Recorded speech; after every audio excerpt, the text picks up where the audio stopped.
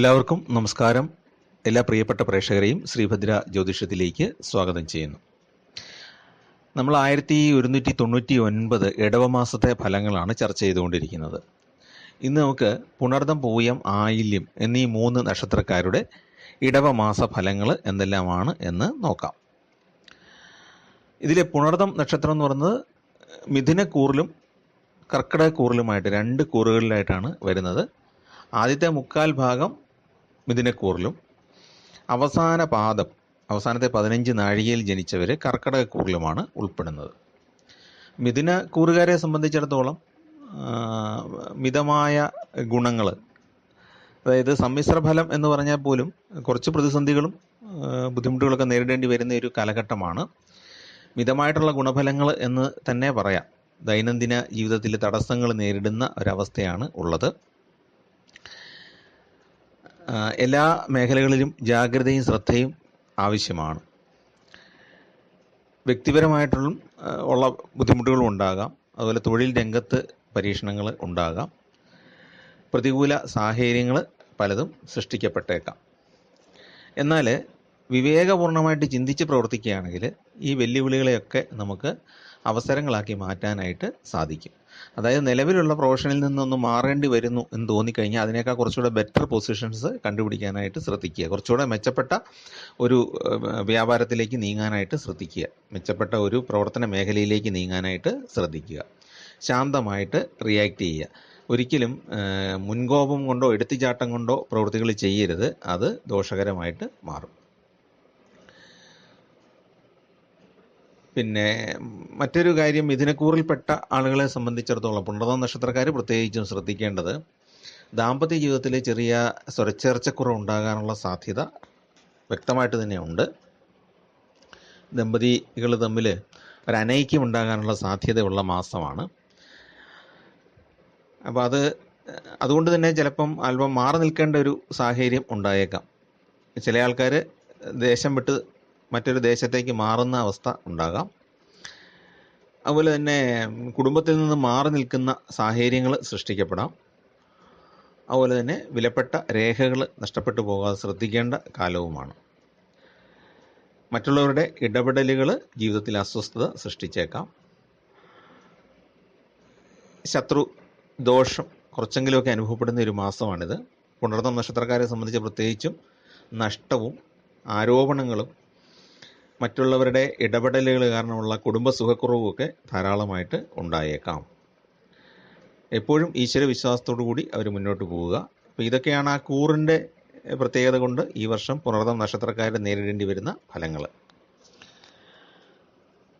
പല തൊഴിലുകൾ ചെയ്ത് മുന്നോട്ട് പോകേണ്ട അവസ്ഥകൾ സൃഷ്ടിക്കപ്പെടാം. എന്നാലും പ്രതിസന്ധികളൊക്കെ അതിജീവിക്കാൻ അവർക്ക് സാധിക്കും. കഠിനമായ വിഷമങ്ങളൊന്നും ഉണ്ടാകുകയില്ല. എപ്പോഴും മനസ്സിനൊരു സുഖം കാണുകയില്ല. അതാണ് പുണർദം നക്ഷത്രക്കാർക്കുണ്ടാകാവുന്ന ബുദ്ധിമുട്ട്. മിഥുനക്കൂറിൽപ്പെട്ടവർക്ക് അല്പം താമസിച്ചാണെങ്കിലും കാര്യങ്ങൾ സാധിച്ചു കിട്ടും. അതൊരു പോസിറ്റീവ് കാര്യമാണ്. അതുപോലെ തന്നെ അവസരങ്ങൾ കൃത്യമായിട്ട് പഠിച്ച് ചെയ്താൽ കാര്യങ്ങൾ അനുകൂലമാക്കി എടുക്കാനായിട്ട് സാധിക്കും. മറ്റുള്ള ആൾക്കാരിൽ നിന്ന് സഹായം ലഭിക്കും. ഒരു പരിധിവരെ നമ്മൾ വിശ്വസ്തരായ ആൾക്കാരിൽ നിന്ന് സഹായം ലഭിക്കുന്ന ഒരു കാലമാണ്. സാമ്പത്തിക ആരോപണങ്ങളൊക്കെ നേരിടേണ്ടി വന്നാലും അതിൽ നിന്ന് രക്ഷ നേടാനായിട്ട് സാധിക്കും. എങ്ങനെയാണെങ്കിലും നല്ല ആലോചനയോടെയും, അതായത് കാര്യങ്ങൾ നന്നായിട്ട് മനസ്സിലാക്കി ചെയ്യുന്നതിലൂടെയും, അതുപോലെ തന്നെ ഒരു സൗഹാർദ്ദപരമായ സമീപനം സ്വീകരിക്കുന്നതിലൂടെയും, മുൻകോപമൊന്നും കാണിക്കാതെ, ഈഗോ ഒന്നും കാണിക്കാതെ ഒരു സൗഹാർദ്ദപരമായ സമീപനം മറ്റുള്ളവരോട് സ്വീകരിക്കുന്നതിലൂടെ ബുദ്ധിമുട്ടില്ലാത്ത രീതിയിൽ കാര്യങ്ങൾ ചെയ്ത് പുണർദം നക്ഷത്രക്കാർക്ക് മുന്നോട്ട് പോകാൻ സാധിക്കും. കർക്കിടകക്കൂറിൽ വരുന്ന പുണർദം നക്ഷത്രക്കാരെ സംബന്ധിച്ചിടത്തോളം ദാമ്പത്യത്തിലും സുഹൃത്ത് ബന്ധങ്ങളിലുമൊക്കെ അകൽച്ചയ്ക്ക് സാധ്യതയുണ്ട്. പുണർദം നക്ഷത്രക്കാർ ആ കാര്യത്തിലൊന്ന് ശ്രദ്ധിക്കുക. ദമ്പതിമാർ തമ്മിലോ അതുപോലെ ബിസിനസ് പങ്കാളികൾ തമ്മിലോ സുഹൃത്തുക്കൾ തമ്മിലോ സഹപ്രവർത്തകരുമായിട്ടൊക്കെ വഴക്കുകൾ ഉണ്ടാകാതെ ശ്രദ്ധിക്കുക. പക്ഷെ കർക്കിടക കൂറിൽപ്പെട്ട ആളുകളെ സംബന്ധിച്ചിടത്തോളം പ്രമോഷന് സാധ്യതയുണ്ട്. ജോലിയിൽ, കരിയറിൽ കുറച്ച് നേട്ടം ഉണ്ടാകുന്ന കാലമാണ്. വിദ്യാർത്ഥികൾക്കും അനുകൂല സമയമാണ്. ഭക്ഷണ കാര്യത്തിൽ നിയന്ത്രണം പാലിക്കേണ്ടതാണ്. നമ്മൾ എല്ലാ ഭക്ഷണവും അധികമായിട്ട് കഴിക്കുന്നത് അത്ര നല്ലതല്ല. മിതമായിട്ട് കഴിക്കുക. എല്ലാ ഭക്ഷണവും നമ്മുടെ ആരോഗ്യത്തിൻ്റെ അനുസൃതമായിട്ട് മാത്രം കഴിച്ചാൽ മതി.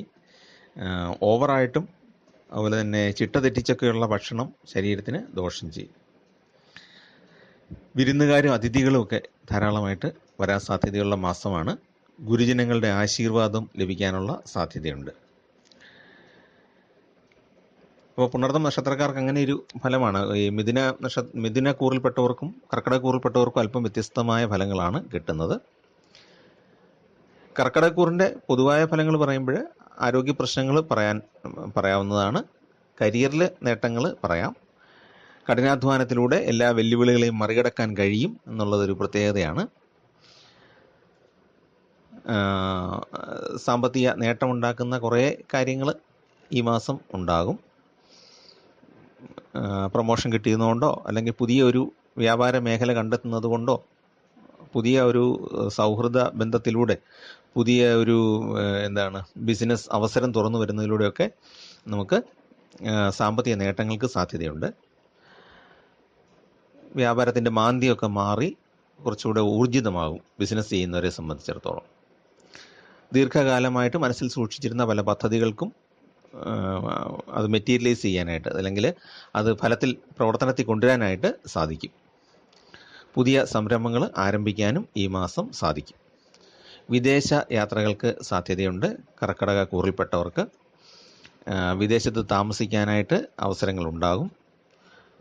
പുതിയ കരിയർ, വിദേശത്ത് ജോലി ചെയ്യുന്നവർക്ക് പുതിയ കരിയറുകൾ അവസരങ്ങൾ ലഭിക്കാനുള്ള സാധ്യതയുണ്ട്. ദീർഘകാലമായിട്ട് ആഗ്രഹിച്ചിരുന്ന പുണ്യയാത്രകളൊക്കെ, പുണ്യസ്ഥലങ്ങൾ സന്ദർശിക്കാനുള്ള തീർത്ഥയാത്രകളൊക്കെ നടത്താനായിട്ട് സാധിക്കും. മുൻപ് ഷെയർ മാർക്കറ്റിലൊക്കെ നിക്ഷേപം നടത്തിയിട്ടുള്ളവർക്ക് നല്ല റിട്ടേൺ അതിൽ നിന്നും കിട്ടാനുള്ള സാധ്യതയുണ്ട്. ഇപ്പോൾ പക്ഷേ കയറ്റിറക്കങ്ങളുള്ളത് കൊണ്ട് നിക്ഷേപിക്കാൻ പൂർണ്ണമായിട്ടും പറ്റിയ ഒരു അവസരമല്ല. നന്നായിട്ട് സെലക്ട് ചെയ്ത് മാത്രമേ ഇപ്പം നിക്ഷേപം നടത്താൻ പറ്റുള്ളൂ. നേരത്തെ നിക്ഷേപം നടത്തിയ ആളുകൾക്ക് 1 വർഷമോ 2 വർഷമൊക്കെ മുമ്പ് നിക്ഷേപം നടത്തിയവർക്ക് നല്ല രീതിയിൽ ലാഭം കിട്ടാനുള്ള സാധ്യത ഇപ്പോൾ ഉണ്ട്. മൊത്തത്തിൽ നോക്കുമ്പോൾ സാമ്പത്തികമായിട്ട് ഉയർച്ച കിട്ടുന്ന ഒരു സമയമാണ് പറയാനുള്ളത്. പ്രത്യേകിച്ച് പൂയ നക്ഷത്രക്കാരുടെ പ്രത്യേകഫലം നമ്മൾ നോക്കുമ്പോൾ ഗുണാനുഭവങ്ങൾക്ക് സാധ്യതയുണ്ട്. സാമ്പത്തിക രംഗത്ത് പുരോഗതി ഉണ്ടാകാൻ യോഗമുണ്ട്. കുടുംബത്തിൽ മംഗളകർമ്മങ്ങൾ നടക്കാനായിട്ട് സാധ്യതയുണ്ട്. പല കർമ്മമണ്ഡലങ്ങളിലേക്ക് ശ്രദ്ധിക്കേണ്ടി വരും. അത് സാധിക്കും. കുറച്ച് വെല്ലുവിളി നിറഞ്ഞതാണെങ്കിൽ പോലും ഒരേ സമയത്ത് പല കാര്യങ്ങളിൽ ശ്രദ്ധ പുലർത്തേണ്ടി വരുന്ന കാലമാണ്. ബന്ധുക്കളുടെ സഹായം ലഭിക്കുന്ന കാലമാണ് പൂയ നക്ഷത്രക്കാർക്ക്. അവർക്കും സാമ്പത്തികമായിട്ട് നേട്ടങ്ങൾ കൈവരിക്കാൻ സാധിക്കുന്ന കാലമാണ്. ജോലിയിൽ പ്രൊമോഷൻ ലഭിക്കാം. അതുപോലെ തന്നെ ഷെയർ മാർക്കറ്റിൽ നിന്ന് അവർക്ക് നല്ല റിട്ടേൺ കിട്ടാനുള്ള സാധ്യതയുണ്ട്. നേരത്തെ മുടക്കിയിരുന്ന പണം നല്ല രീതിയിൽ എമൗണ്ട് വർദ്ധിച്ച് തിരിച്ചു കിട്ടാനുള്ള സാധ്യതയുണ്ട്. പിന്നെ അവർ ശ്രദ്ധിക്കേണ്ടത് മറ്റുള്ളവരുമായിട്ട് പെരുമാറുമ്പോൾ ഒരു സംഘർഷമില്ലാത്ത രീതിയിൽ വളരെ മിതമായ രീതിയിൽ പ്രതികരണം നടത്തുക എന്നുള്ളതാണ്. നമുക്കറിവില്ലാത്ത കാര്യങ്ങളിൽ അഭിപ്രായം പറയാതിരിക്കുക എന്നുള്ളതും ശ്രദ്ധിക്കേണ്ടതാണ്. അടുത്തത് ആയില്യം നക്ഷത്രക്കാരാണ്.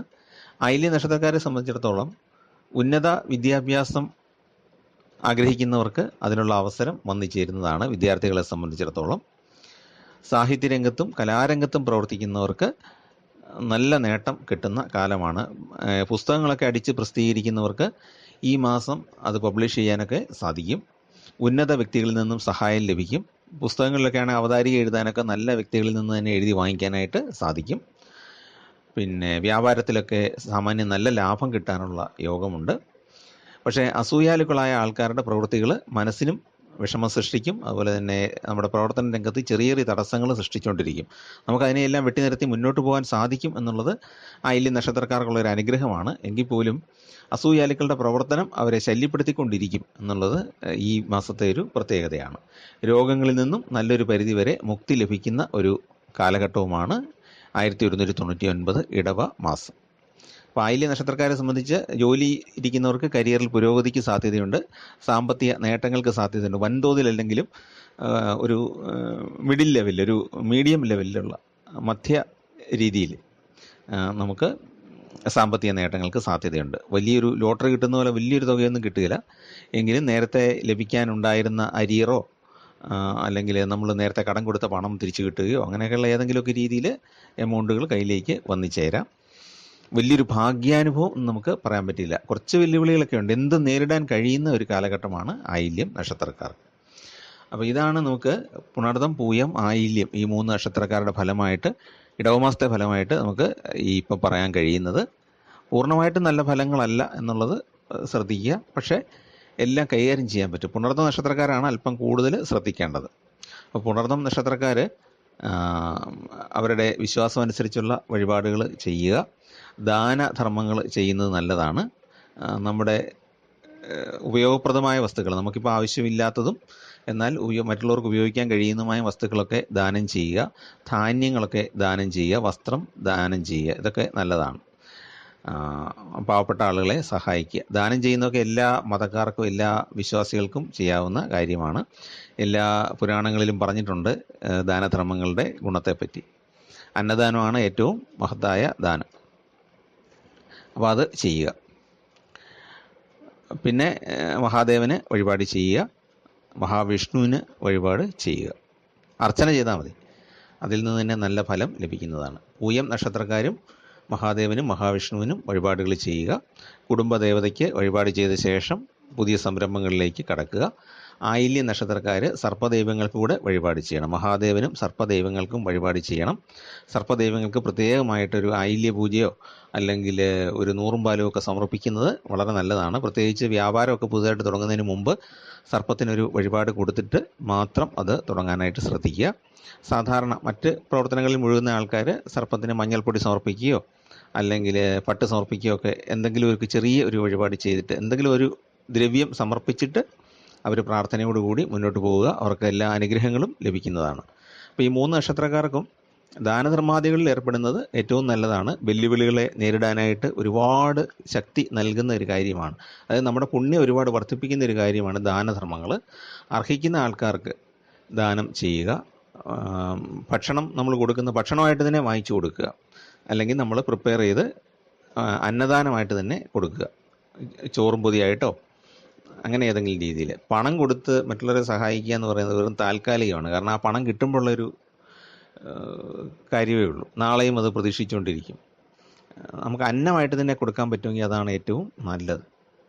ഇല്ലെങ്കിൽ നമ്മൾ നമ്മുടെ വിശ്വാസപ്രകാരമുള്ള ക്ഷേത്രത്തിലോ പള്ളികളിലോ ഒക്കെ നടക്കുന്ന അന്നദാന പരിപാടികളിൽ സംഭാവന കൊടുത്ത് സഹകരിക്കുക. നമുക്ക് നേരിട്ട് കൊടുക്കാൻ പറ്റുന്നില്ല എന്നുണ്ടെങ്കിൽ അപ്പം അങ്ങനെയുള്ള കാര്യങ്ങളൊക്കെ ചെയ്യുക. നേരത്തെ പറഞ്ഞ പോലെ ദാനധർമാദികൾ ചെയ്യുക. പിന്നെ നമ്മൾ സ്കൂളൊക്കെ തുറക്കുമ്പോൾ വിദ്യാർത്ഥികൾക്ക് പഠനോപകരണങ്ങളൊക്കെ വാങ്ങിച്ച് കൊടുക്കുന്നത് നല്ലതാണ്. അതും ഒരു ദാനധർമ്മം ആണ്. മറ്റുള്ളവരിൽ കൊട്ടിഘോഷിക്കാതെ പബ്ലിക്കിൻ്റെ അടുത്തെല്ലാം പരസ്യമാക്കാതെ നമ്മൾ രഹസ്യമായിട്ട് തന്നെ നമ്മുടെ നിലയ്ക്ക് നമ്മൾ ദൈവത്തിന് സമർപ്പിക്കുന്നതായിട്ട് വിചാരിച്ചുകൊണ്ട് നമ്മൾ ദാനങ്ങൾ ചെയ്യുക. നമ്മൾ വലത് കൈ ചെയ്യുന്ന ഇടത് കൈ അറിയരുത് എന്ന് പറയുന്നത് പോലെ തന്നെ അത് എല്ലാ ധർമ്മങ്ങളിലും പറയുന്നുണ്ട്. ശ്രീകൃഷ്ണൻ ഭഗവത്ഗീതയിലും അത് സൂചിപ്പിക്കുന്നുണ്ട്. ഖുറാനിലും ബൈബിളിലും എല്ലാം സൂചിപ്പിക്കുന്ന ഒരു കാര്യമാണ്. അതായത് ദാനധർമ്മങ്ങൾ എപ്പോഴും വ്യക്തിപരമായിട്ട് മാത്രം ചെയ്യുക. കൊട്ടിഘോഷിച്ച് ന്യൂസ് കൊടുത്ത് ചെയ്യാനുള്ളതല്ല. ഫലം അതിൻ്റെ അത്രയും കുറയും. നമ്മൾ ആരും അറിയാതെ ചെയ്യുന്ന ദാനധർമ്മങ്ങൾക്കാണ് നമുക്ക് പുണ്യം ഏറ്റവും കൂടുതലായിട്ട് കിട്ടുന്നത്. അപ്പോൾ അത് ഈ സമയത്ത് ശ്രദ്ധിക്കുക. ചാനൽ ഇഷ്ടപ്പെട്ടെങ്കിൽ ദയവായിട്ടൊന്ന് സബ്സ്ക്രൈബ് ചെയ്യുക. നിങ്ങളുടെ സുഹൃത്തുക്കൾക്കൊന്ന് ഷെയർ ചെയ്ത് കൊടുക്കുക. എല്ലാവർക്കും ഈശ്വരാനുഗ്രഹം ഉണ്ടാകാനായിട്ട് പ്രാർത്ഥിക്കുന്നു. നമസ്കാരം.